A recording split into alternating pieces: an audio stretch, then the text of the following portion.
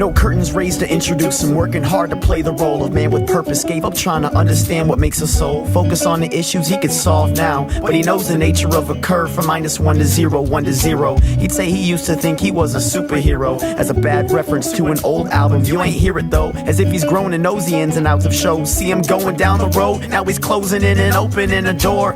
He don't enter, he just stands and holds it open. People burst out of the venue to his hopeful self-promotion, way beyond devoted, holding bills to pass out, to get passed on, passed up, or hopefully passed around. After that he grabs a round or 3 of whatever's the cheapest, tightly gripping to his piece of content that his label features. Nice to meet ya, my name is Emperor Apathy, and after these drinks get tossed, I'm gonna rap for free. Rap for these drunk asses that don't have his music, that don't want his music fully blunted the way he has to do it. If only they knew his primary objective, immortal technique type shit. He wants to get elected, he wants to redirect masses from natural selection. But once again he understands the problem with the message. The problem is that everybody owns a gun and are prepared to fight to prove that number one is number one. So where do you go when you don't know what you're doing anymore? I gotta run and hide, I give in. I never had a real reason for a life, much less a motivation to describe. So where can I go?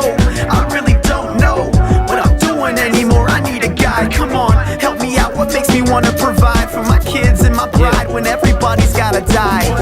He ain't stupid, he understands the movement of crowds to the sound of the fun and sexy blueprint. And so he writes with intention to get the women there, when he cares less about the image in your vivid stare. Cause at these shows he knows there's no revolution, he's just trying to get you listening tomorrow to his music. And he'll use it, quite selfishly at that, with the safety net exclaiming that he's only here to rap.